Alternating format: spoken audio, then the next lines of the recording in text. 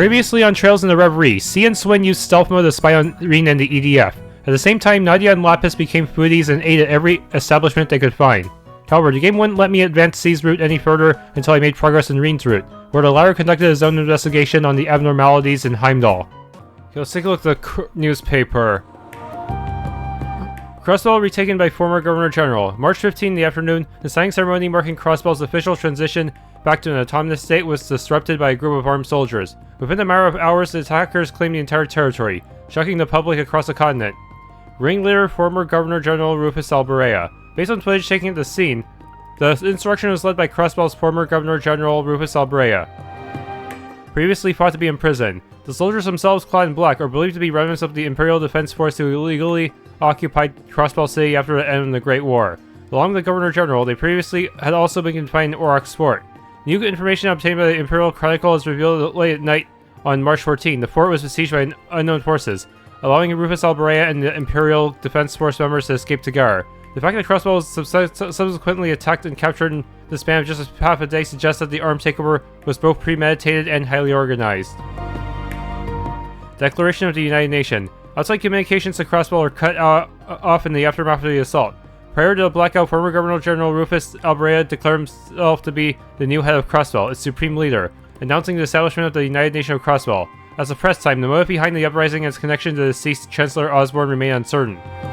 Erebonian government denies involvement. Upon hearing news of the incident, Karl Regnitz, the provisional head of the Erebonian government, hurried to make a statement of the matter. Though he acknowledged that the security at Aurochs Fort had proven to be insufficient, he firmly declared the Imperial government had no involvement with Rufus Alberea's initiative and that the occupation was both unjust and illegal. With the memory of the Great War still weighing heavily on the minds of the international community, well-informed sources contend that the Erebonian government is not in the position to directly intervene, and that navigating the politics of the situation will prove difficult for the country's leadership. Economic activity across Erebonia is stabilizing. The chaos of the post-war events combined with the significant reparations paid to the Republic of Calvard has seen economic activity across all parts of the Empire decline. Nevertheless, some select regions have begun to show signs of recovery thanks to the combined efforts of the central government and the four great houses, who are working closely to stimulate trade and the flow of goods throughout the nation. One economist, when asked to comment for the Imperial Chronicle, remarked, "At this stage, the country is pivoting away from a wartime economy. It will take some time before it's achieved a complete recovery." 2 armored divisions dissolved. In accordance with the ceasefire signed by the Empire, the Imperial Army will enter phase 3 of its drawdown. As part of those efforts, the newly formed 21st and 24th Divisions will be disbanded, their members integrated into other divisions. Doing so reduced Erebonia's military strength to a degree below where it was before enacting the National Mobilization Law.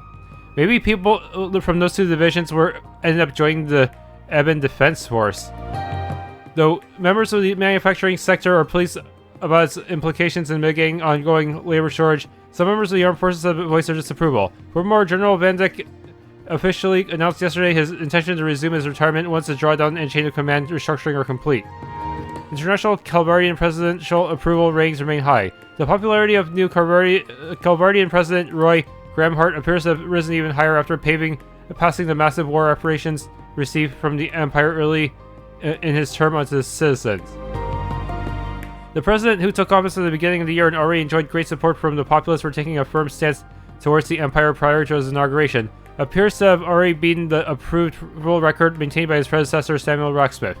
Some political analysts remain skeptical of his long-term prospects, however, believing such an impromptu stimulus to be a short-sighted decision that will do little to maintain the long-term stability of his administration. Gourmet tourism possibly on the rise again. After being recently featured again in popular magazines and other publications, the concept of gourmet tourism, where travelers venture across multiple regional spots renowned for their cuisine, has gained renewed attention. In particular, younger travelers are turning out more than ever to eat their way through Zemuria one place at a time. The impetus for its development lies in local tourism industry efforts to attract new visitors, which diminish as a result of the war. This led individual outlets to develop new menus in response, notably with a focus on limited time offerings. Readers who are interested in tasting them are therefore advised to do so sooner rather than later, lest such delicacies vanish for good.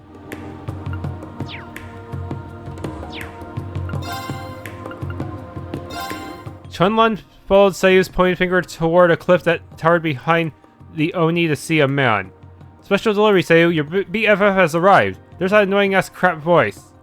As the Oni's attention turned to the source of this new voice echoing throughout the mountain, The young man leaped from his place, the sun eclipsing his body with stark shadows that made it impossible to see his face. Chunlan could see he was taller and leaner than he and dressed in all furs, the hood part further covering its wearer's face, but that was all he could surmise of him. While Chunlan supposed he could surmise one other thing, he knew how to fight. The Oni snarled as he formed a disc-shaped buckler of stone to fend off the oncoming dropkick. Another damn mouse has come to nibble at my toes. Come all you like. Number makes no difference to me. The young man, however, simply used the shield as a stepping stone to spring himself into the air a second time. Your back's wide open, Scribble Face. First twisting in the air, he then landed behind the Oni and launched a flurry of punches at the towering, sun-reddened back before him. The speed of these attacks made it feel as though his fists multiplied to deliver a veritable storm of strikes. A fine effort, but it's nowhere near enough. The onslaught pushed the Oni back to stagger at most. He immediately straightened and kicked off the ground, soaring away and summoning a rock wall to cover his retreat. The young man halted and turned, jumping backwards to put yet more distance between them. You just had to make a dramatic entrance, didn't you, Dao? Seiyuu chatted with a smirk. No way, complete coincidence that I showed up just in the nick of time, Dao answered while dodging a counterattack from the Oni, showing them an unperturbed smile as he did so. Then he added, I will say though, I'm glad I showed up when I did. Got to see something very interesting. Chunlan had no trouble guessing what he was referring to. It was the idea of using their villain's rock walls to stab him in his blind spots, just as he'd done with Nagasa. As Seiyuu put it, these earthen walls were not the perfect defense as they were made out to be on the surface. But Dao had also noticed something else. And I don't just mean the blind spots you're exploiting. I mean that those walls don't just come out instinctively when he needs them. Yeah, if we take advantage of that, he's as good as done, exclaimed Seiyuu. She then whistled, turning her relative's attention toward her as she made some sort of shorthand signal. The young man's hood bent forward as he nodded in turn, and then immediately he began launching sporadically timed attacks to demand the Oni's attention. It's almost like you two share one mind, Chunlan observed. Guess it was worth meeting up with after all. Tell me about it, she agreed. Okay, Chunlan, let's move out. Seiyuu guided Chunlan to a nearby hill that overlooked a snow-covered slope. Atop this was a giant lump of ice balanced uncertainly, with an avalanche's worth of snow built up behind it as the frozen shape snatched the moisture from the air surrounding it. Dao intended to slowly lead Oni right to this very slope. Chunlan questioned his plan with a raised eyebrow. I get the plan, but he's not stupid enough to falter for such an obvious trap, is he? She returned the question with a cheeky smile and held up the cylindrical trinket to his face to answer his question. No sense in behind what I can do to you now. I'm gonna get things ready. You just wait for my signal. You'll know exactly where to shoot. I'm sure I will. Chunlan looked through his binoculars to the point Seiyuu implied, then put them down and muttered to himself that what an abomination this was as a man up the mountain while fixing the scope of his muzzleloader. At the same time, Dao continued drawing the Oni into their desired point in a merry chase consisting of attacking and retreating.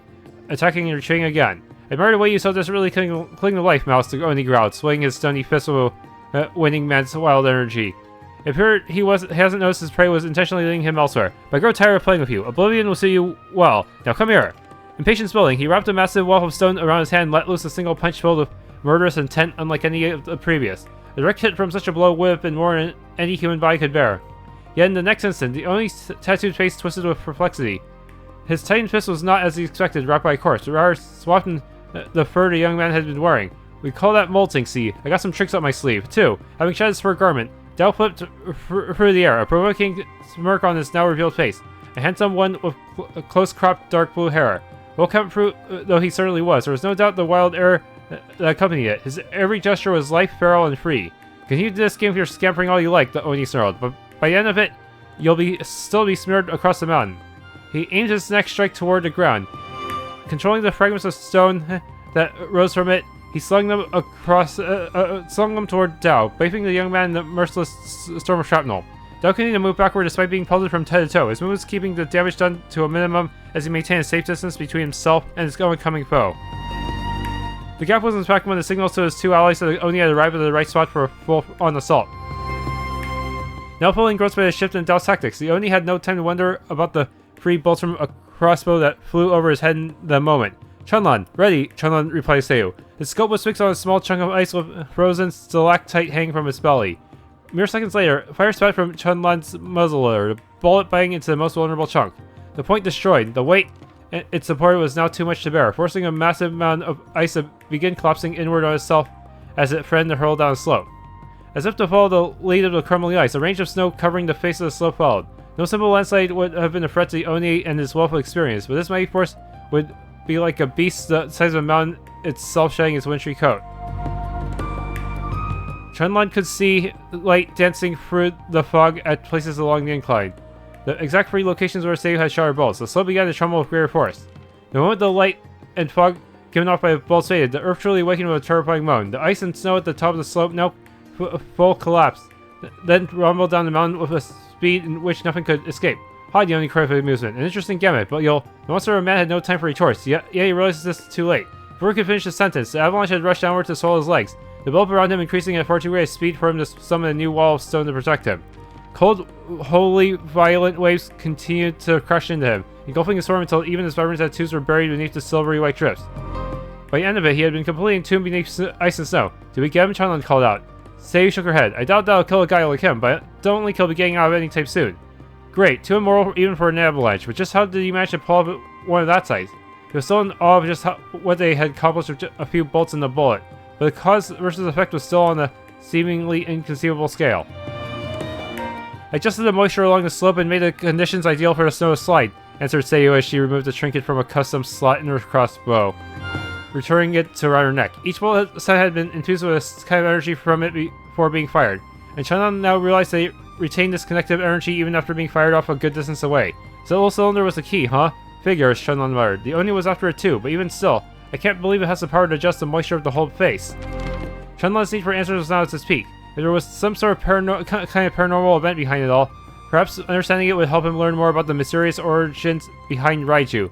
Atta girl, Seiyu, your plan got him in one. You're good though, right? Not hurt anywhere? Dao hurried over to the two of them, rattling off the questions and commentary once close enough for a chomp leaf that stuck out of his mouth. His hair may have been a different color from his relatives, but their clothing had similar patterns, and her sun-tanned skin held the same natural shade. He, however, had opted to paint over his in a way that very much stood out. I'm fine, I was more worried about you, Dao. Just where were you? Sorry about that, he replied with a humble smile. I'd actually stopped by a village near here to gather some info first. Some luck though, huh? First some wolves were running wild, then the Oni showed up, but they should be behind us now. Still, Dao took Seiyu by his shoulders and pulling her securely in his arms as he fixed Chanlan with his gaze. You a local? A hunter maybe? Thanks for helping Seiyu. I should be the one saying thanks, Chanlan replied.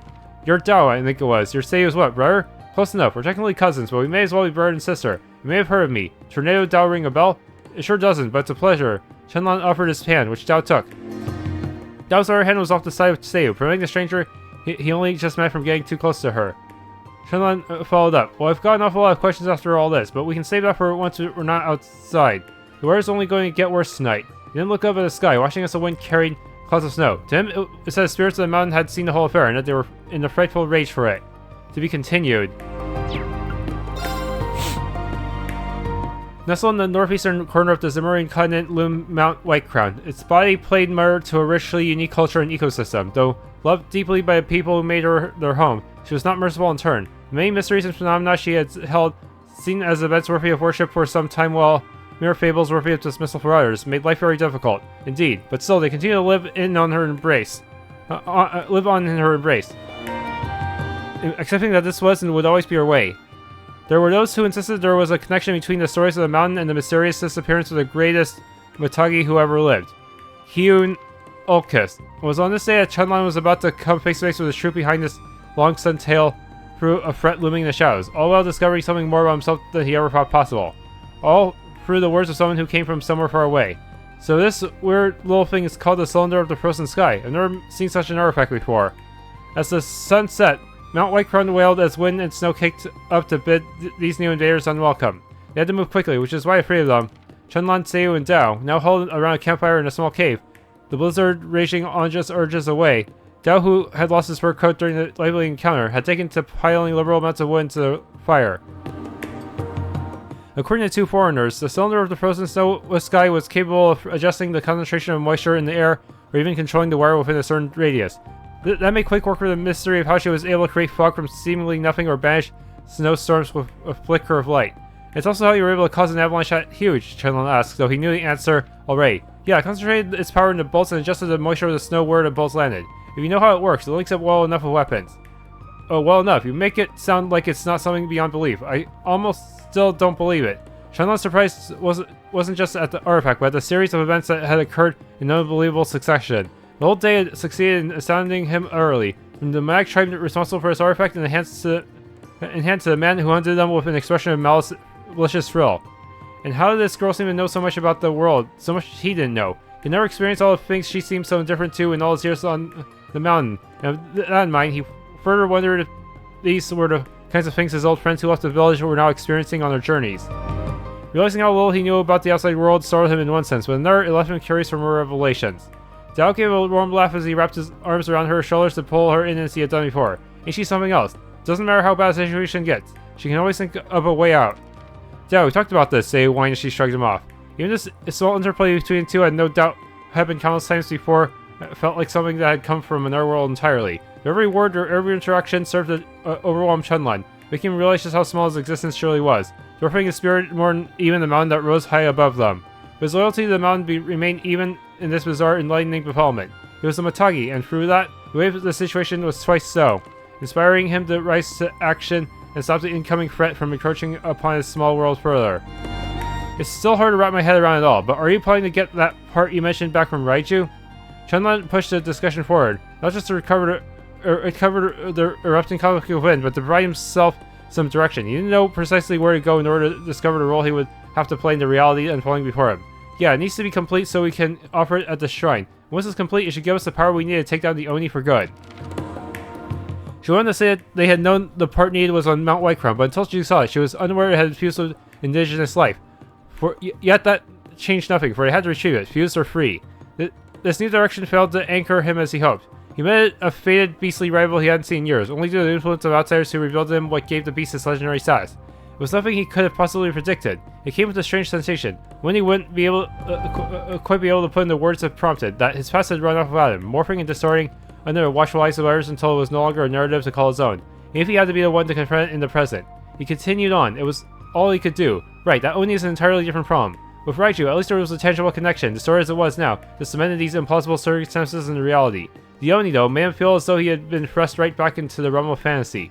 He cannot afford to let that monster of a man remain the dominant party between them. Taking up his rifle, Chunlan wordlessly stepped away from the fire, turning toward the entrance of which there was only a swirling vortex of night sky and icy snow. Where are you headed off to all of a sudden? Dao stood and reached out to Chunlan, gripping his shoulder to stop him in his tracks. I can't let the Oni kill Raiju, so I need to hunt it down before it rises from the snow. It would be a disaster if he snatched that part before we could get it. When he turned to answer them, he was met with two unexpected expressions. Expression is the one normally wouldn't present in the face of someone readying themselves for a fight to death. They were smiling. Unexpected though they were, he found comfort in that being their natural reaction. Well, then we're all in the same... Dao answered, well, then we're all in the same boat. Wouldn't hurt to bring someone along someone like me if you're open to having a partner help you race the Oni to the finish line. I tell you, I got a mean kick. And since Raiju has a part of the artifact inside it, we both should know our way around it. Say added, and I doubt either of us would slow you down. Both of them were right. There was no good reason for Chunlan to be so possessive over his hunt. There was no rare recipe for seeing us to a success in cooperating with two who may know the beast better than he ever thought he did. I don't doubt that, Chunlan responded, but the King of the Thunder and I have a history. Why is he being so stubborn about this? Group hunts were a Matagi tradition, so they were more familiar to him, but here he was, impatiently eager to rush ahead on his own. A part of him was embarrassed by his confusion when the reactions were among the few things in this moment rooted in incoherence. Why do you want to go alone? Seiyu asked. How come nothing seems to shake you? Chunlan responded with a question of his own again. Again, he hoped the answer would anchor him in some way, push him in the right sound direction that would help him feel with the ease they did. Seiyu answered without hesitation, because my goal is an end of meaning, not just to our people as a whole, but to me as a person. So all left to do is to achieve it. Makes sense. It didn't. He didn't know anything about what truly drove her or gave this mission of her such meaning that it drowned out all hesitation. But he could, at least, however intangible it was, feel a foundational strength in her answer that brought him comfort. Dao sought to comfort him in another way. Don't think too hard about it. Say isn't an unusual one. Even I have trouble understanding her sometimes.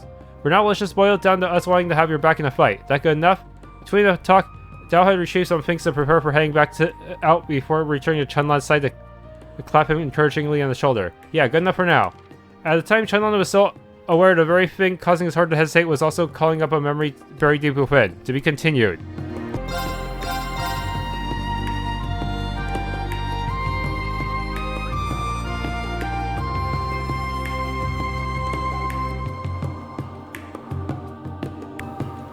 The military police seem very tense. I'm sure a team that has to mess with them is in for a pretty severe talking to afterward. At least that won't be my problem, because my team is going to win. Huh? Artem said his family moved here from Northumbria to make money. And he said it's way more fun to play with us here because they're not allowed to play outside much there. The stalls made super empty out in the sticks, and cities are super worked up because they want independence. Dad took me to Northumbria before, but it sounds real scary now. But at least we get to play together a whole bunch here, so that's good. Yay, playing sounds fun. The long journey here from Northumbria was so boring. I really want to run around. RM's here, so let's split up into 2 even groups and play kickball. Whoever loses has got to stare down one of the soldiers for 10 seconds. We never really did learn Jaina's exact connection to Schmelga, but I'm sure they're connected somehow. Oh well, here comes Class 7. We haven't seen you since we were all at Edel's Rest Lodge. Hello, it's good to see you both. Weren't you heading back to Northumbria when we last ran into you? That's right, and the train started up again right after the war ended, so we managed it. But there's been a whole lot of campaigning for independence there, especially with how Crossbell went. The situation's calmed down for now, but still more heated than it ever was before. So we came back to Erebonia thinking it'd be a bit safer and a good place to make a little Mira. We did make quite a tidy sum during the summer festival, so I can't deny that played a part in our decision. We also came to learn there are so many kind people here, like all of you and Nettle. Thank you, although that does make me blush to hear. Unfortunately, it's hard to declare that Erebonia is calm at the moment. We figured out after Crossbell. But our sons made good friends here, so I think we're going to ride its wave after all. Either way, I imagine you're all going to end up as busy as you were during the war. So please, stay safe, we'll both be praying for you. And the same for you. How has it only been 6 months since the war ended? It feels like it's barely been 6 weeks. Now that Governor Regnus is acting as Chancellor, the former Chancellor's dictator-like laws are all but gone. But just as we thought things were going to calm down, look what up and happens to Crossbell, shaking things up yet again. The Emperor and Empress must be worried sick. Princess Elfin has tried to put on a brave face at school, but deep down...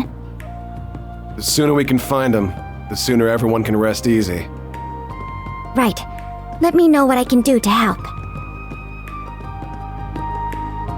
I remember getting really excited by the speech given here before the war. But the more I think back on how we all reacted, the more strange it seems. Why were we so eager for war? This area is just full of history, both good and bad. During the lead up to the war, I was totally convinced I could do anything to help my country. I sold all my family's belongings and donated my mirror to the state. Life is now difficult to say the least.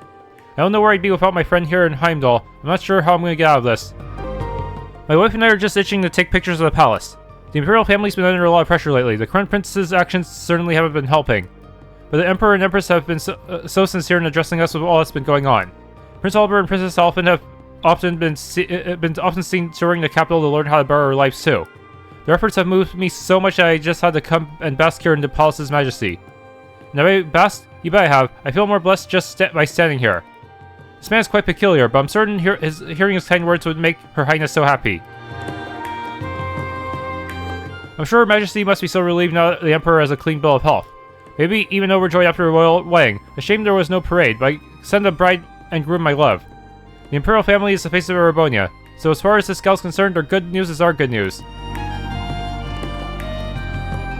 The action of Chevalier in Class 7, a pleasure as always. His Excellency Representative Regnitz has requested we give you our full cooperation. If there is anything we can do for you, please do not hesitate to ask. I'm afraid only authorized personnel may proceed beyond this point. Now that IDF is no more, we have the Heimdallr military police are responsible for guarding the palace, though that may well change once the process of reorganizing the army is complete.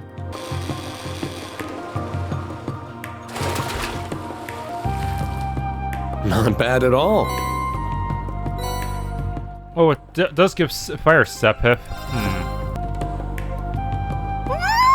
That was so good! Alright, we can officially cross Dreichels Plaza off the list. I'm ready to hit up the next spot. There's no need to be in such a rush. How do you still have space in your stomach for more? You insult me, Jusis. I need to try all the capital's mouth-watering morsels. I can't throw in the towel this early. You need to sample them all without eating more than your body mass in one sitting. Says you. I'm still growing. I gotta eat. Growing up has less to do with regular consumption and more to do with acting like an adult. Oh, hey guys!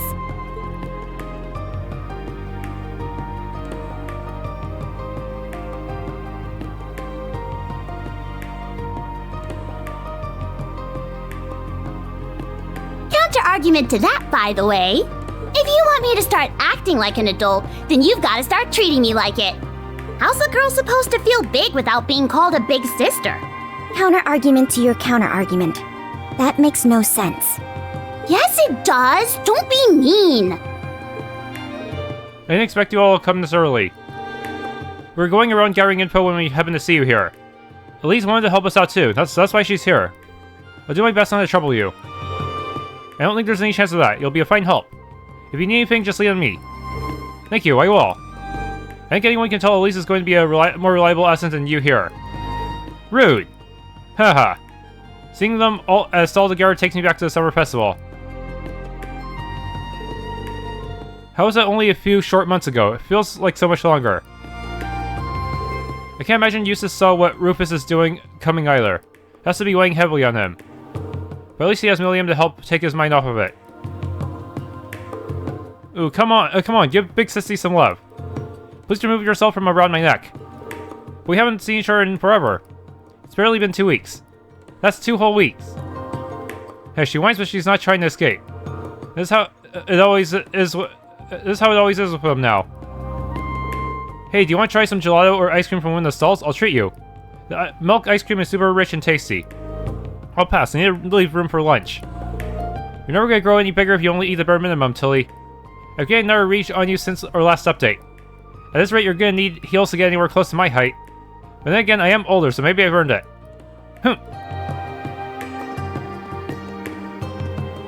One ice cream cone, please, with 5 scoops. You only allow 3 scoops maximum, then I'll take free, but I'd appreciate it if you made them as big as possible. She really doesn't want to lose this thing they've got going on, huh? Anyway, were you guys gathering intel or just on a date? We were not standing idly, and we were certainly not on a date. We've been looking into the flow of goods in the capital. That would explain why you were visiting multiple shops and stalls. What have you learned then? Well, it seems like there's lots of groups buying stuff in bulk lately. All kinds of stuff, too. Food, ornaments, it's almost like they're getting ready for something.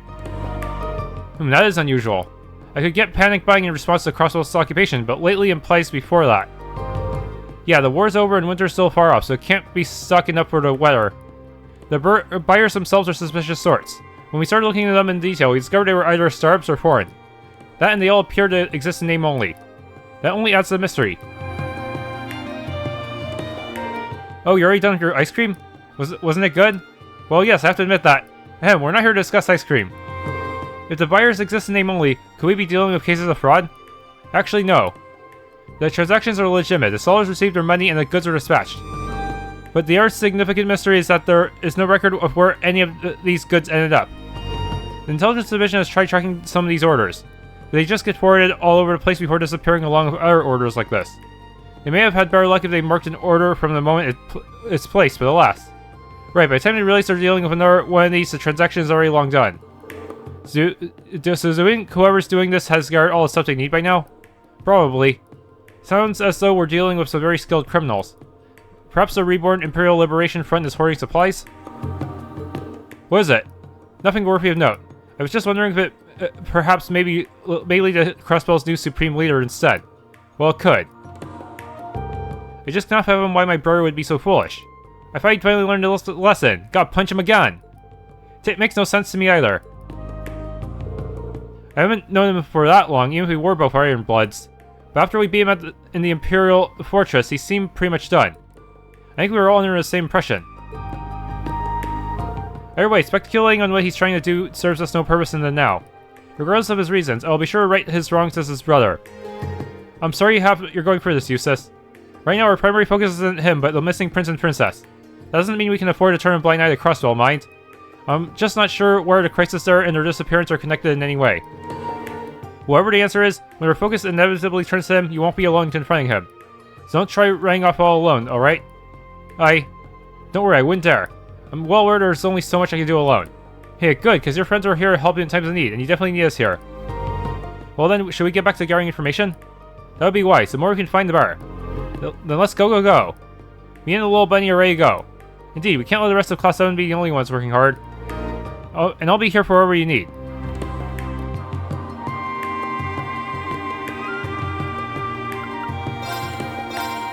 Get the recipe. It always brings a smile to my face to see people loving my gelato and ice cream. Maybe I should start thinking about maxing it out to 5 scoops. Really? I'll be first in line if you do. Wait. What? How do you have the line of dialogue? I don't see you in the party lineup. I look forward to rising to the 5 scoop challenge.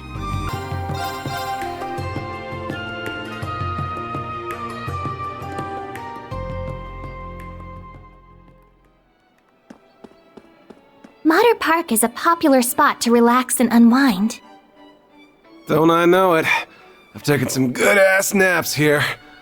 Oh, and there he is. His music is always so beautiful. Finding him sure didn't take long, huh? Learn the fresh juice recipe.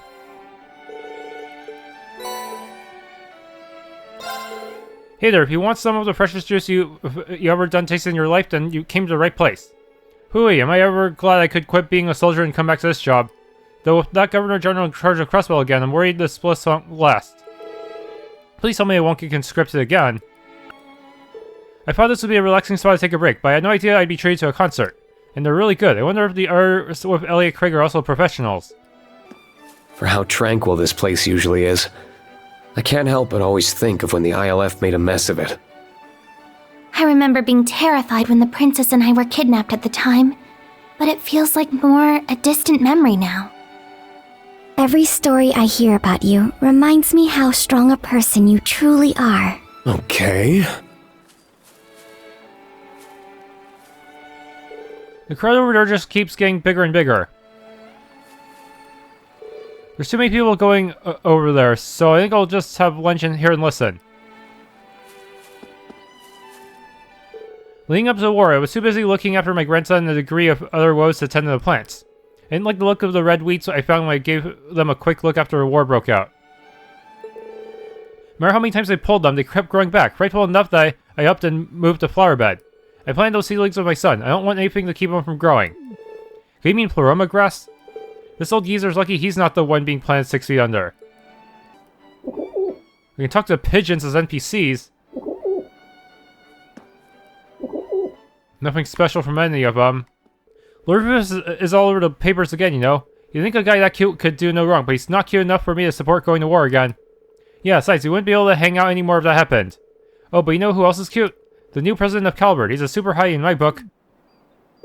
You serious? He's got like 30 years on us. But if I had to pick someone older, I'd go for Karl Regnitz. Okay then. Didn't one of these have a passage to the underground? The Crystal Garden is one of the largest tourist attractions the city has to offer.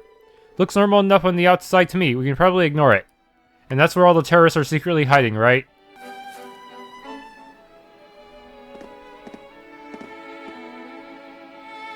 This is quite the crowd. There's his tune. Yeah, not bad. This looks like so much fun. We've come at the perfect time, then. Let's go get a better view.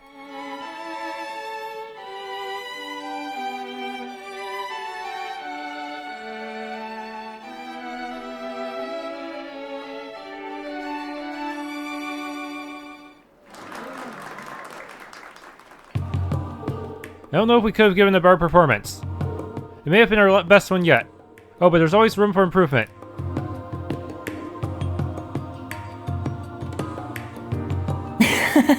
I think I'm with them on this one. It's not often our ensemble comes together this perfectly. You got me there. I don't think we had a single note out of sync, did we? Nope, we were all feeling it to the point where it felt natural to play as one. I think you two were so into it that you forgot we had an audience. Not sure I should be proud of losing myself like that. But when it's just you and the music, there's no better feeling in the world. Well, I'll give you a pass this time. As long as our audience was happy, then that's all that really matters. And they were very happy. You know, we wouldn't be having moments like these at all if not for you two. Yeah, if you hadn't shown up when you did. The experience gave me a real wake-up call on just how much power music can have. And it's up to us to decide how to use that power, be it for good or for ill. I regret what we decided last year. I can't believe we tried to take such a beautiful thing and twist it to inspire war. What were we thinking? Whatever it was, it's in the past now. Exactly, you're back to your old selves now, right? A good thing too, because today wouldn't have gone nearly as well without you. Yeah, I could never dream of being how I was. Now we can take what we've learned and focus on bettering both ourselves and the world as musicians. You almost make it sound like you'll be flying circles around me if I don't pick up the slack. Then we'll just have to pick up the pace. Oops, got sidetracked. I spotted a few familiar faces among the audience and meant to say hello sooner. Oh yeah, you're friends from Forest, right? We should say hello together. Yeah, let's go. Sorry for making you wait, but I'm glad you stuck around for the show. What'd you think? No need to be polite. Tell us how we really did. I thought it was brilliant. You were in perfect harmony with one another. I was genuinely speechless. Yeah, almost hurts that I wasn't able to catch the start of it. I'll take that. We thought we did well too, but it's nice hearing it wasn't just in our heads. I see you found Jusis and Millium. Indeed, we met not too long before coming here. And now we're all together. Sorry if it feels like we dragged you all over our way. Is this the first time you've seen each other as a whole? Oh no, we had a class reunion not too long ago. We just haven't had a chance to play together in ages. We couldn't pass it up with all of us being in Heimdallr now. The Reverie company started up a small orchestra, and I couldn't resist applying since I used to work there. Then Ron and Morris joined it too, and so here we are. Oh, I didn't know they started one. Imagine you have to be top-notch to be accepted. Yeah, it wasn't easy getting accepted, let me tell you. But hey, we can't let Elliot show us up all the time, so it was worth the hustle. Huh, makes sense. I'm just glad you found a way to keep playing music that makes you happy. And the thing that makes me happy is the four of us going on tour together in the future, so I hope we can. Really? Consider my bag's already packed. Do you guys forget what we were talking about? Elliot can do what he likes, but we have to work around the orchestra's schedule. I'm sure we can figure something out, though. By the way, I wasn't expecting to see Elise with you. How are you? I'm doing well, thank you. Your classes are sorely missed. I haven't done that many, but that's still nice of you to say. What, you're a teacher? I think the girls mentioned that to me come to think of it. You're a music lecturer at St. Nishaya, correct? Provisional, but yeah.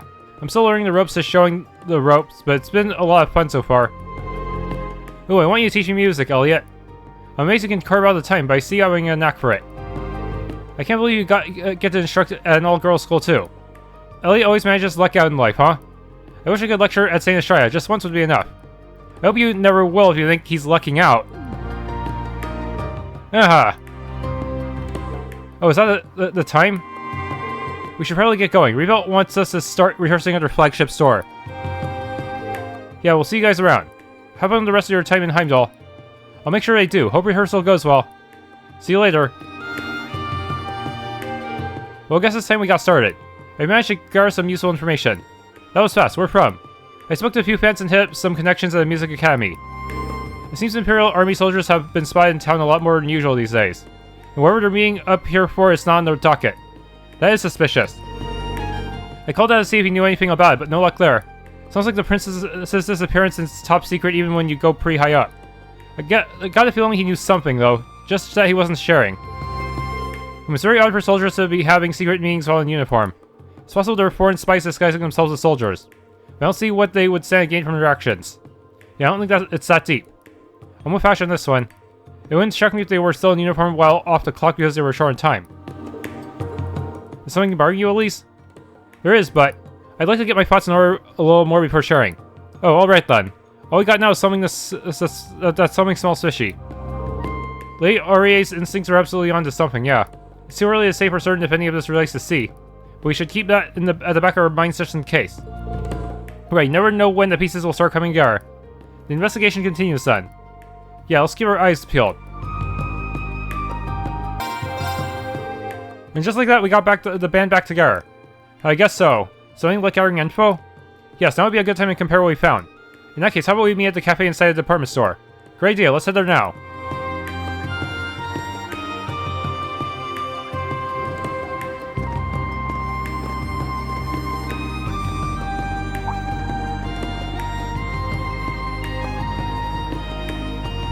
Am I imagining things?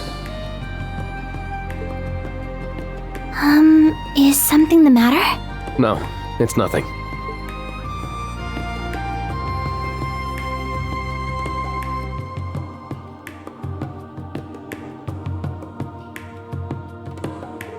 It's a little early, but heck, I'm done for lunch. Forget tea time, how about we take mealtime? Take mealtime. Millium, I think you've eaten enough. More than enough. A call? Representative Regnitz. Greetings, Reen. My apologies for contacting you out of the blue like this. I was wondering if by chance you might have met with the rest of Class 7 by now. We did get together with the investigation group in the capital not too long ago, in fact. I think you have some idea of what's going on with us. More or less, but not like back when the Intelligence Bureau was under direct control of the government. Man, so why would we have a direct line to the head of the government, huh? About that, there's a matter of utmost importance I must discuss with you all. Assuming you haven't eaten yet, I'd love to discuss it over lunch. Great timing, let's all grab a bite together. It'll be our pleasure. Much appreciated. I'll be waiting at the Durhimmel Hotel in the Garnier District. Oh, and please don't feel rushed, I have plenty of time. Alright, thank you as always. Representative Regnus wants to discuss something with us directly. Perhaps he's learned something pertaining to the incident. Either way, I think we can count on something juicy. Durhimmel, right? That's the fancy restaurant hotel in the Garnier District. Lunch at a hotel, huh? Concern me pumped. How about you, Jusis? Please, I'm begging you, don't forget your table manners. It seems we still have a bit of free time. It would be best to tie up any loose threads now while we have the chance. Last chance to finish a quest, huh? Right, this could be a golden opportunity to investigate the Garnier District. Once we're all set, let's head to the hotel.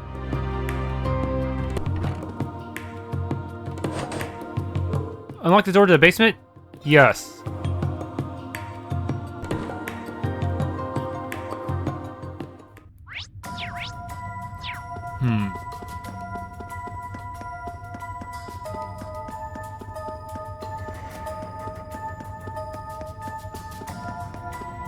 This is just a regular ordnance station, damn it.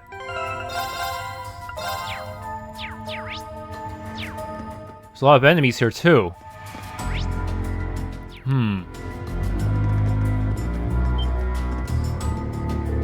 My word.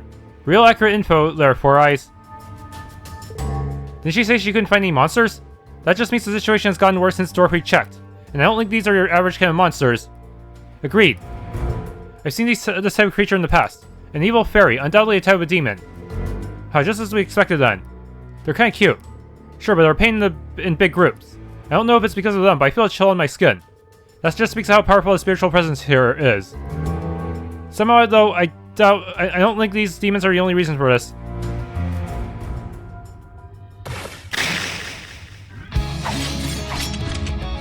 Let's keep our guards up and take care of these things. They got the speed boost. Crap. That's not fair.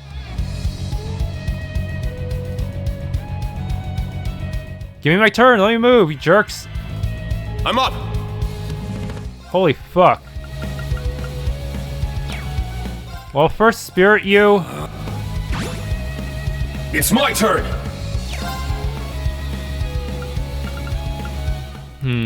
Dancing pelts for everyone. I'm up.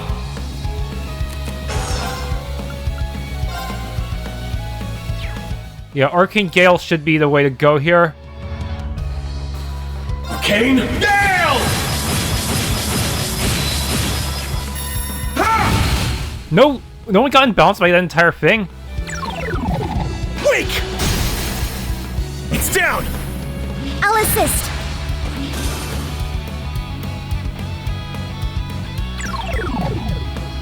Numbers up.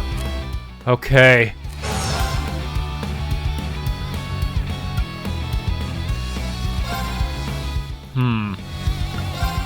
Rumbling smash.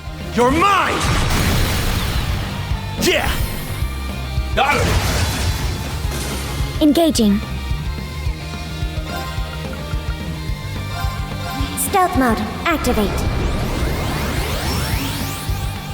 Very well. Flat shield. Since it's free, I might as well. Divine.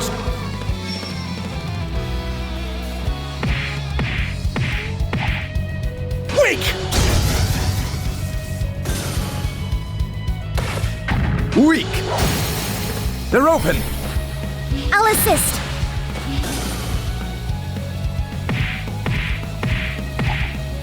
Weak!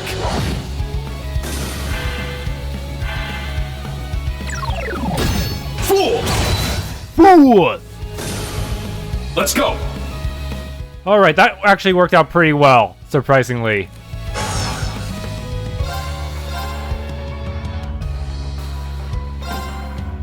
Crimson Slash! Now! There!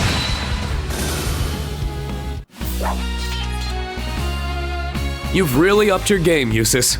Well, I can't have you getting too far ahead of me now, can I? Oh crap, I didn't scan them. I have to redo that battle, huh? Combat situation resolved. That's that.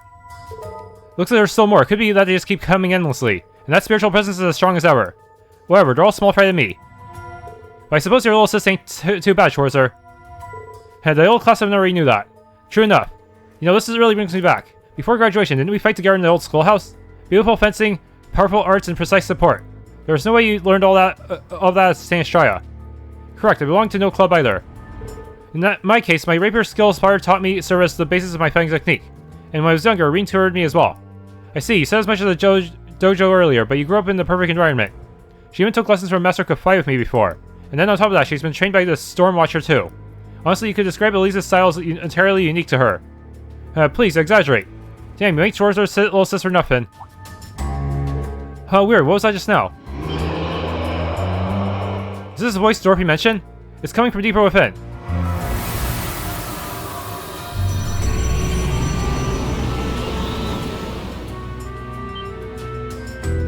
It's totally different from before. Is this an apparition? I swear I just saw something resembling Pleroma grass for a second. This presence is immense. This thing's completely different than what we've fought so far. A hostile spiritual being. It's my first time seeing one like this. It's like the deep-seated grudge of a sorcerer from the Dark Ages made manifest. Yeah, that sounds about right. Either way, it's clear this thing is the source of our problems. Then we just gotta whoop its ass, easy. Indeed, a perfect opponent. Hey, I can't wait to beat it down. Class 7 impresses as always. I must be careful not to hold you all back. 7 of us, eh? More than enough to handle this. Exactly, once we're ready, let's wipe this thing out. Roger that. Can't wait to get my mitts on that chest. Lone Blade. First attack / craft deals plus 50% damage. Subdue. Let's get rid of this thing. Here we go, everyone. Yeah, roger that. This one might be worth my time. What?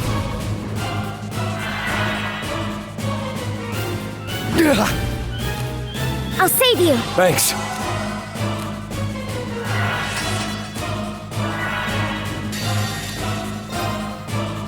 My mind is clear. My blade empty. Now!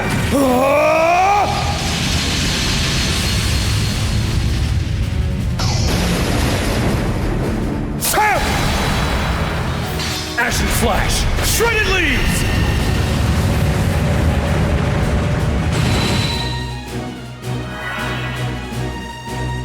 What?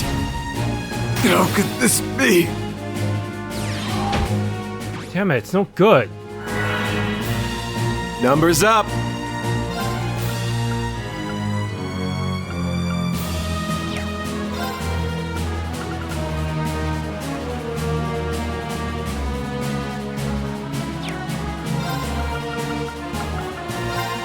Listen! Sure.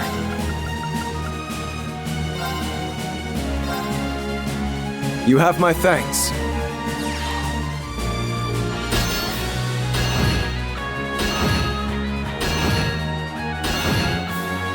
Engaging. Charging.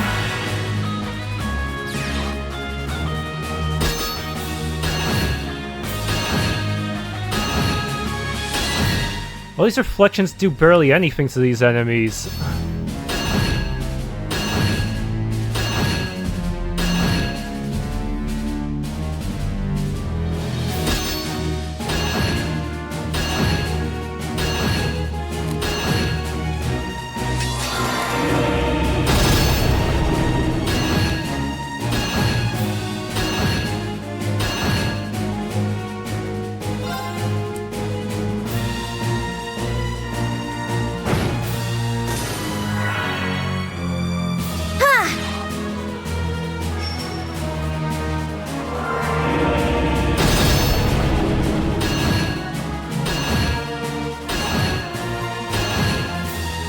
Numbers up.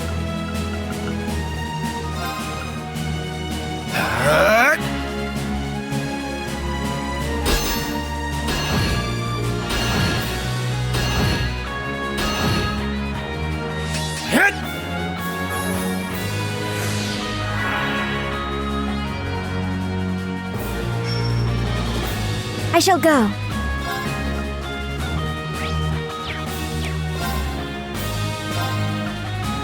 Detect her.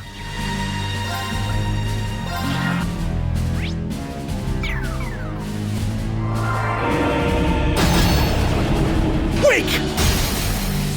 It's down! There!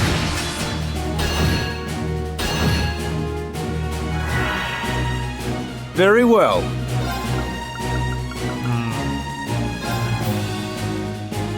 Bloomin'! Very well.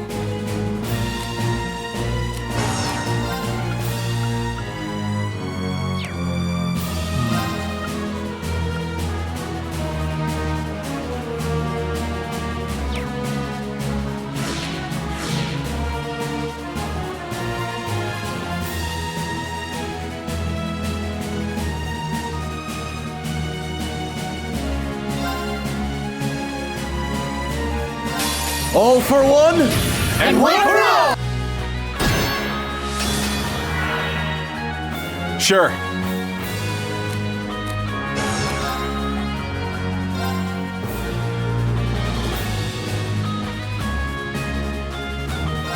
You're mine!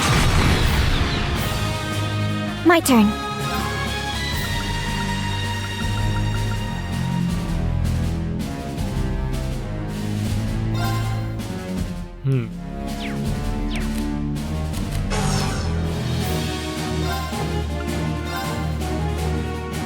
This guy has no reflection on him.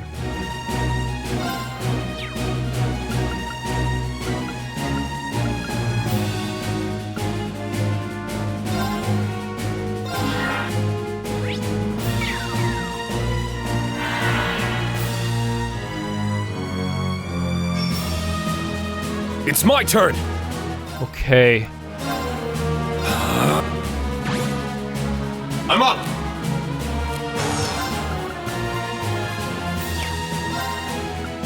I don't have any break types.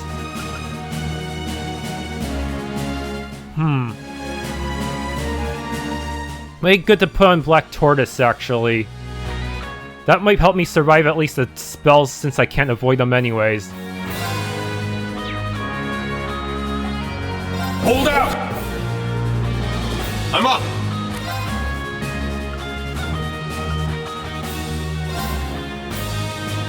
Roar! Healing strike! Now! It's mine!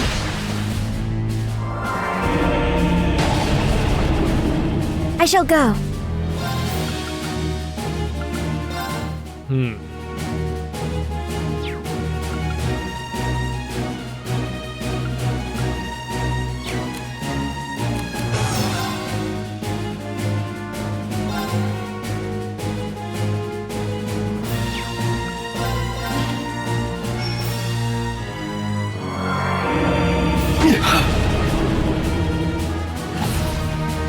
Wake! Yeah! There!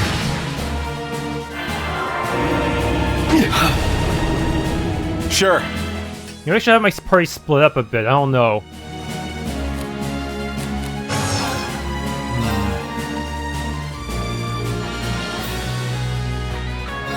You're mine! It's down! Got him! I'm up!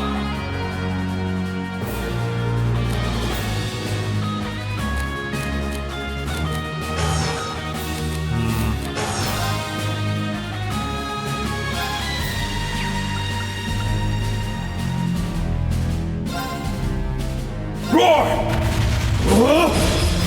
Healing strike! Now! It's mine! It's my turn. Yeah, it might be best to split off so he's not tempted to use AoEs as much.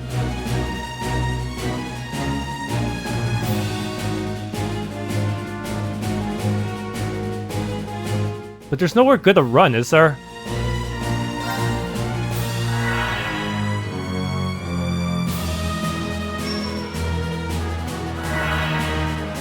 Engaging.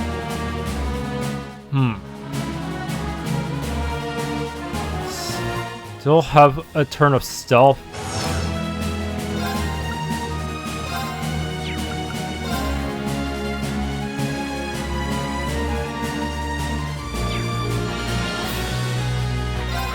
Activate! Ragnarok! Destroy! Attack! Got him! Very well.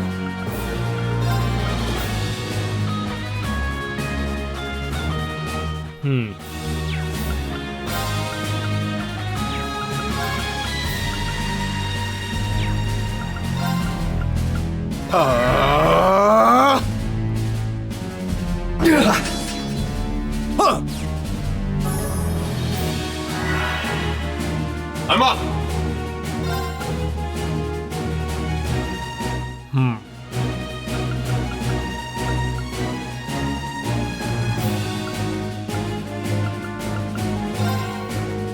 Listen! Let's go!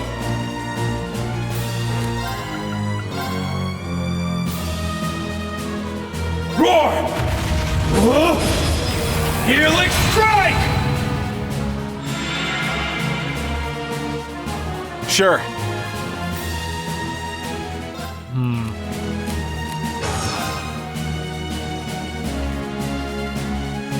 Okay, rumbling smash. You're mine! Not on my watch!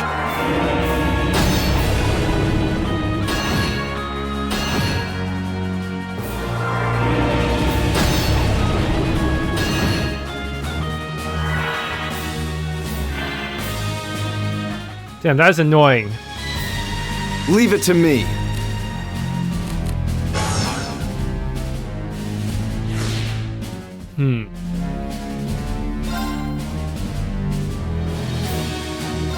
All for one, And one for all! we fight as one.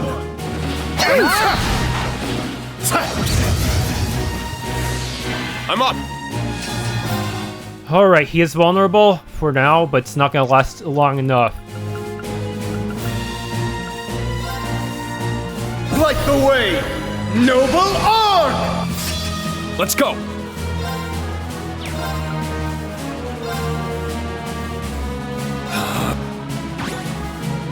I'm up!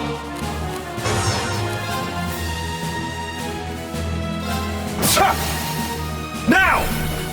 It's mine! Numbers up.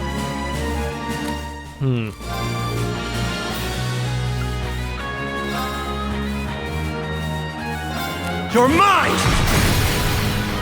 Yeah! Got him! Engaging. Okay, Ebon Shade. Well, before that, no, I should actually use Ebon Crystal. Listen! I shall go. Rhionic, activate! Fire! Now! Got him!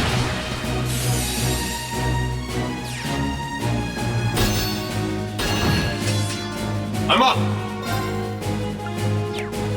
Why do the enemies always steal the fucking turn bonuses? That's so stupid.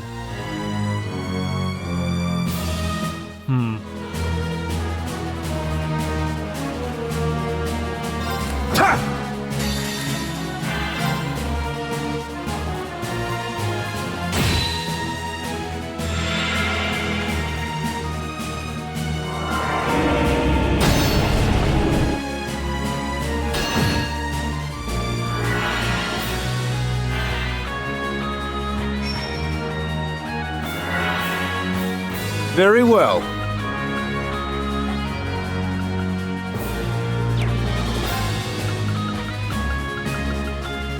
Hold out! Leave it to me.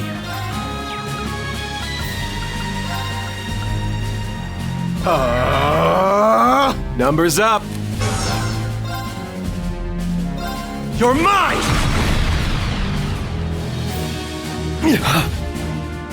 Engaging.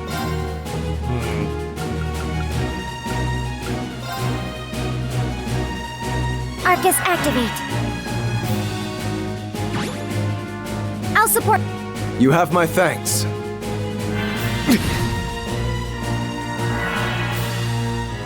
Yeah!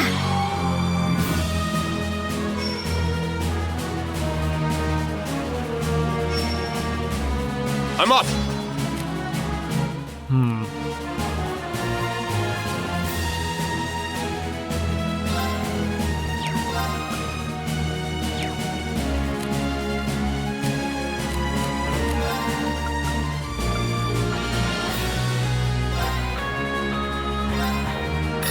Cut through!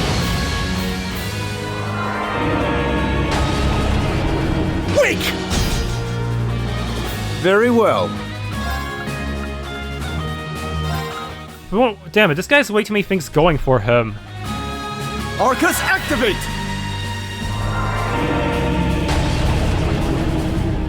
Huh! This'll be fun.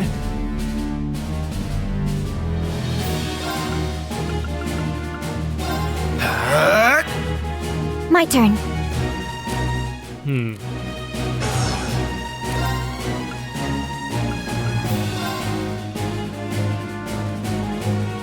Activate Ragnarok. Destroy!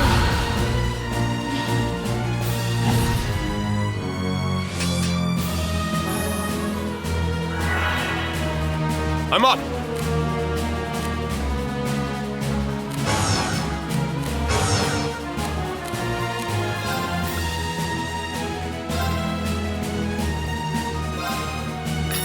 Cut through!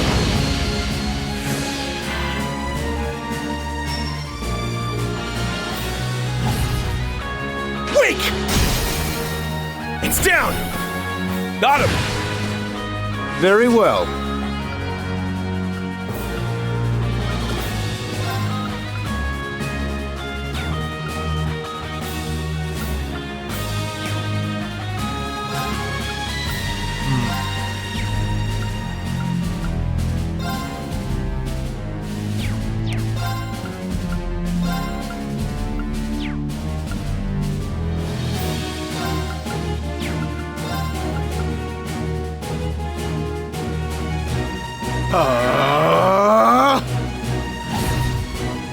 Wake! Sure. Okay, rumbling smash, please.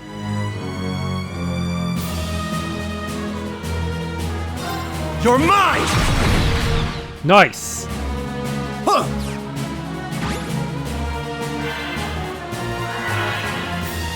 Let's go!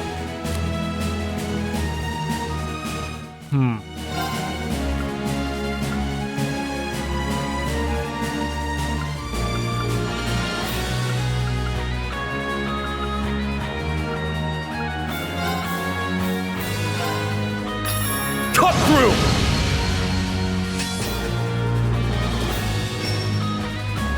My turn. Yeah, we cannot get that last brave point.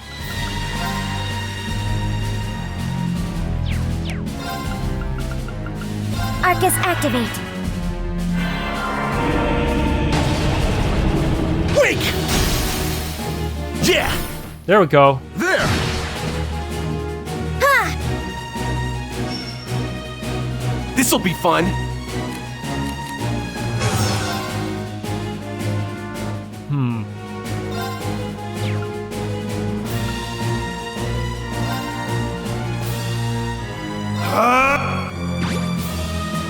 Very well. Hold out! It's my turn.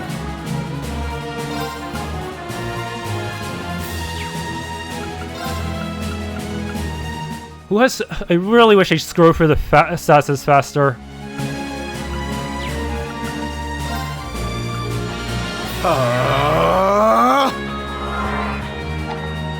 Wake!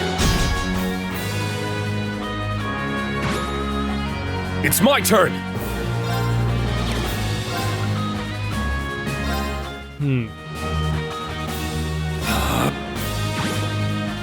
Let's go!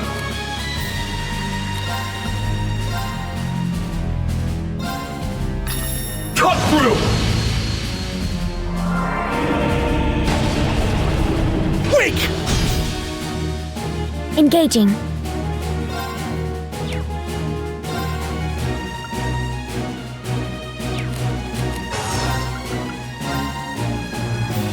Activate Ragnarok. Destroy! Sure.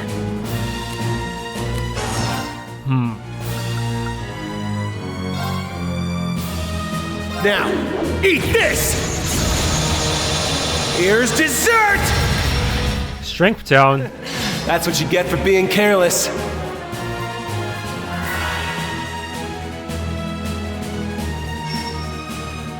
Very well. Arcus, activate! Let's go!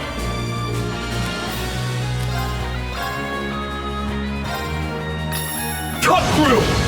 I can't unbalance this guy, seriously.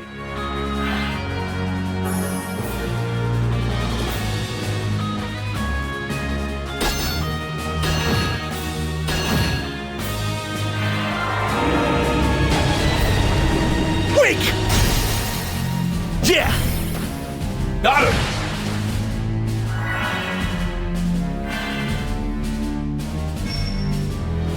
I shall go. Charging. Let's go!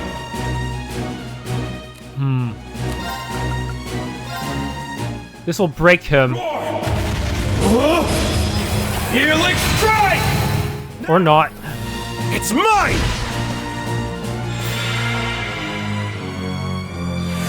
Sure. Hold out! Defensive formation, because that's really all we can do in this situation.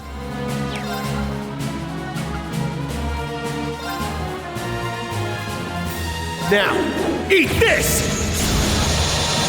Here's dessert! That's what you get for being careless. Yeah! Got him! Wake!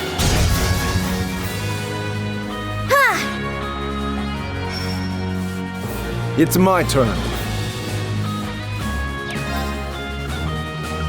Noble Arc. Light the way! Noble Arc! Leave it to me. I will send you to Adepts. Brace yourself!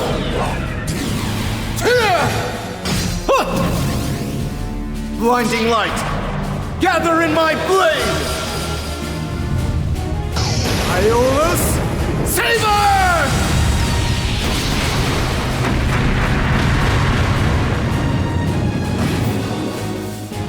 Yes, finally.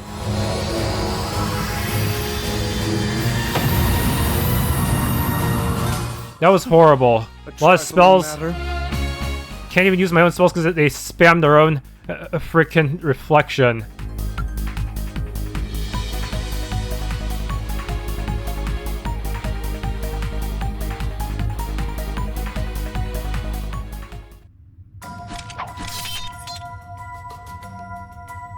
Good work, everyone. Whew, I'm glad things worked out. Yeah, talk about a tough cookie. And it feels like the atmosphere around here is calming down. Now that you mention it, indeed. Then the apparition was the source of the problems down here. That seems like a safe conclusion. I imagine the rest of the monsters will leave as time goes on. Bada boom, problem solved. You know, I may have underestimated your skills, Elise. You've gotten so strong. Stronger than I ever could have imagined. As your big brother, I'll always be fussing over you at least a little. But now I know I can absolutely trust you to have my back. You mean it? I'm so happy to hear you say that. Hey, pretty candid of you there, Schwarzer. That just goes to show how much Elise's resolve got through to him. Yep. Now, we've cleared up the cause of that creepy voice. Let's head back up and let Dorothee know what happened here.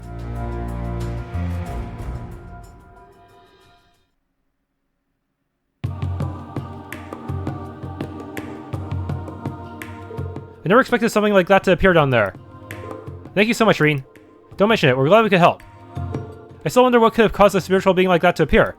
That's a good question. I know strange monsters and devils appeared across the Empire during the last 2 wars, but why now of all times?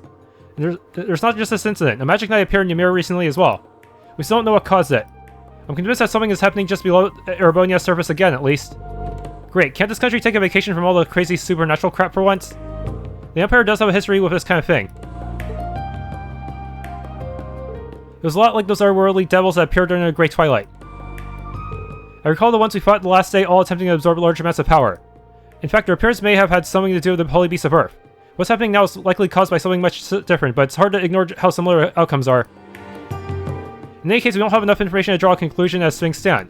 We should continue focusing on the investigation in front of us like we have been. I agree, we're not going to find a solution by rushing for the problem. You can say that again. Oh, will you take this to consider a token of gratitude? We won't be needing to compensate the guild thanks to your help, after all. Hopefully it will prove useful during your investigation. 5,000 Mira. Thanks, Dorothee, we appreciate it. And before you go, can I interest you in a few copies of the new book I mentioned earlier? It's the third volume of the romance series I've poured my blood, sweat, and tears into. Love Song in the Autumn Rain. What temptations await the pair of young men after overcoming so many trials? I'd go on, but saying any more would be spoilers. Well, we won't want that to happen now, would we? And besides, I'd rather support you by purchasing it for myself at the bookstore. You make a good point. In that case, I'll be looking forward to hearing your thoughts when you buy it for yourself and give it a read. Especially you, Ash. Oh, hell no. Heh. I expect Ash's spiciest essay to date. RP increased. Moha, all this is giving me wonderful ideas for my next novel. No, bad Dorothee. This isn't the time to be thinking about that. Thank you all for everything. With that taken care of, our patrons should be able to enjoy the museum again in peace.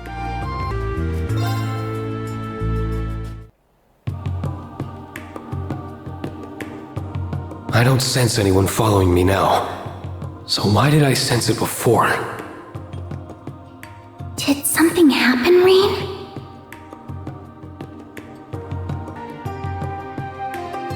The jewelry they got inside these babies is always so pretty. Pretty enough to buy for me. Right, Jusis?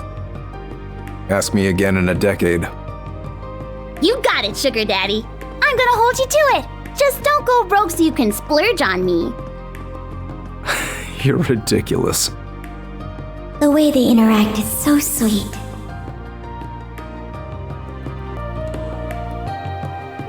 We're scheduled to have lunch with Representative Regnitz at this hotel. We still have some time to spare, but I wonder if we should head in early. Will cause many story to advance. Heimdallr will become inaccessible, as will any sub-events yet to be seen. Enter.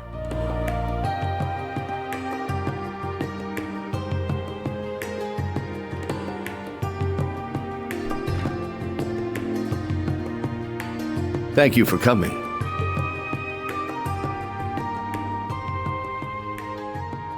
Not at all. Thank you for inviting us.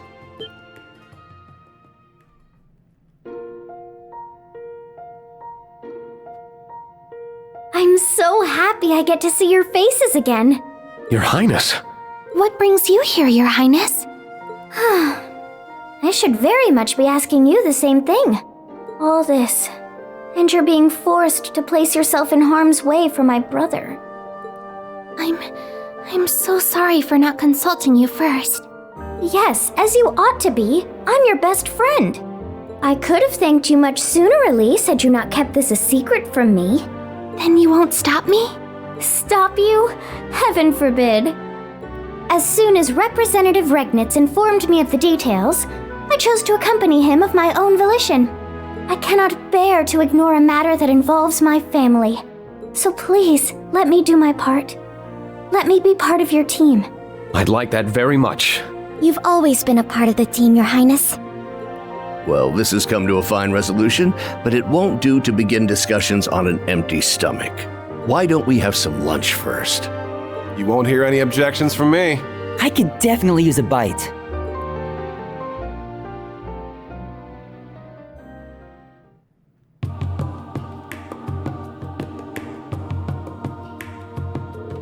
Oh, that really hit the spot.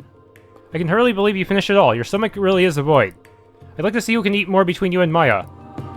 I can't blame you though. The quality of first-class hotel food is not to be underestimated. Yeah, I didn't think I'd get to come to a place like this on my grand food tour. You must have really liked it too, Tilly. You ate a ton. Well, I'm a growing girl just as much as you. Huh, well, I'm glad you both enjoyed it. Shall we all get on to business then? First, I wanted to discuss the disappearance of the prince and new princess. With what we have now, we believe it to be the work of a terrorist who goes by C. I wish we could say more about them, but I'm afraid we know very little. Just that they're the leader of a so-called reborn Imperial Liberation Front. They also look slightly different from the C we dealt with in the past. Speaking of which, I'd like your take on that matter, Reen. Do you believe the C, new C and the original C are one and the same? I'll admit I haven't been able to get in touch with Crow to confirm for sure. But I'm convinced that no, they are not the same person. I was thinking the same. The new one has mimicked the original style in their statement, but I think Crow has left those days behind for good. It's a relief to hear you feel that way. Seems like a safe bet, yeah. As for the contents of their statement, they referred directly to His Highness. Our first target was the foolish prince and his wings, now bound to inaction. That does make it quite clear that they were responsible for the abduction. I would assume wings refer to the courageous. Vast as the Empire is, how they're able to keep a ship of that size hidden from sight is quite the mystery in itself. Yeah, it might have stealth capabilities, but that can only go so far on its own. It's impressive that they managed to keep its location from the intelligence division, even if it isn't for its former size. Me and Tilly are still in it, though. So you heard any new statements from C? I'm afraid not, that's the only one. We've been trying to investigate this matter as best we can, but our foe is quite cunning. They won't let themselves be caught so easily. If only. Given the nature of this crime, we'll need to be exceptionally covert during our investigation, but naturally the government cannot and will not leave this case unsolved. You will have our full backing however you choose to go about this. If you're in need of the military police's assistance, you need only ask. Thank you, Your Excellency. Next, I'd like to discuss my primary reason for summoning you here. Would that be the information you said you wanted to share when you called? It would. This information was given to me by Prince General Van Dyke, but Princess Alpha and Elise have also verified it with their own experiences. Really? Does this relate to the thing you were concerned about when we met with Elliot? Yes, it does. Allow me to explain. The students of St. Estrella come from a different background. We have many with family in the military, including officers and generals. That in itself isn't a problem. What it is that many of these military family members have been reportedly acting strangely of late. In what way? I remember hearing rumors about that when I was at the school too. Most of them are seemingly reformists and young officers who idolize the late Chancellor.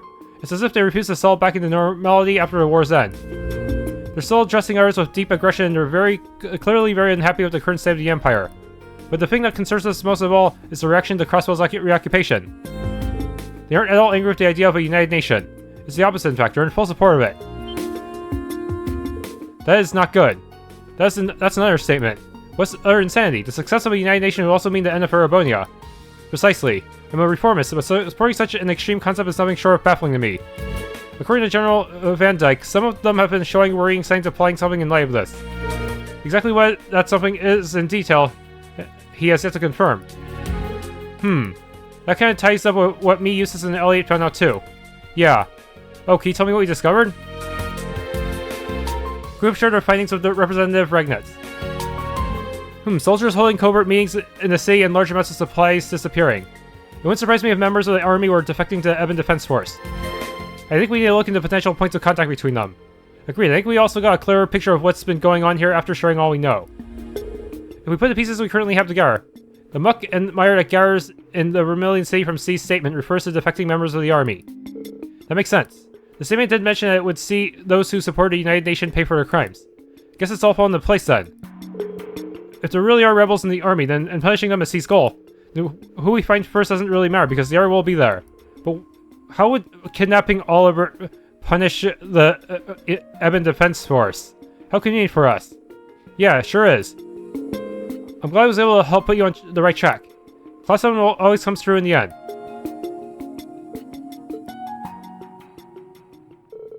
Your Highness? Pardon me, you don't have to worry.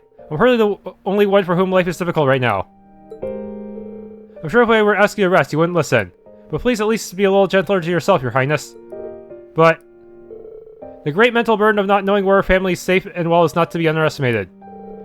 Them being missing also means you would have to carry on with the work that would normally be given to them.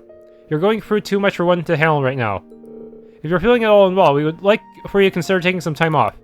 I couldn't possibly. I'm in full agreement. Taking care of yourself is as much a part of your duties as working. While you do that, we'll see to it that these crimes are solved. You have our word. I'll do what I can, you're said. And I will see that Prince Oliver and Lady Charizard are brought home as soon as possible. You can put your trust in us. I suppose you're right. Perhaps resting is as much part of my duties as well. My heart is breaking for you, Your Highness. No one should have to handle a burden like this alone. Reen? You're staring. Oh, I'm sorry. That wasn't my intention. It wasn't my intention to scold you either. I'm well aware that you're being considerate of my feelings. and I appreciate it. I'm glad. You won't have to worry, Your Excellency. We're still not exactly sure how the situation stands in Crossbell, but I'm sure Machias is just fine. I concur. It will take more than this to make him lose heart. Thank you both. I've also put similar faith in my son. I'm sure he's doing everything he can on the inside to see justice prevail. So, as are Elisa and Toa. I think we all feel the same way. They ain't got nothing to worry about as long as they have Super Mei with them. And we're a whole super crew, so if they got things covered, then so do we. That's right.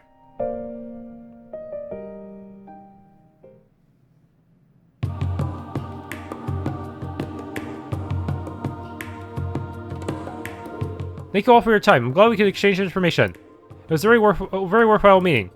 Well, we ought to make our way back to the palace. Be careful on your journey, everyone. And I'm counting on you, Elise. Thank you, Your Highness. Good luck. I'm always available if you need to get in touch.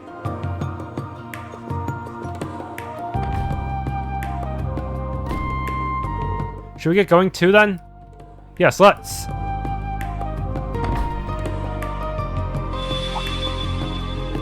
Huh? Something feels strange.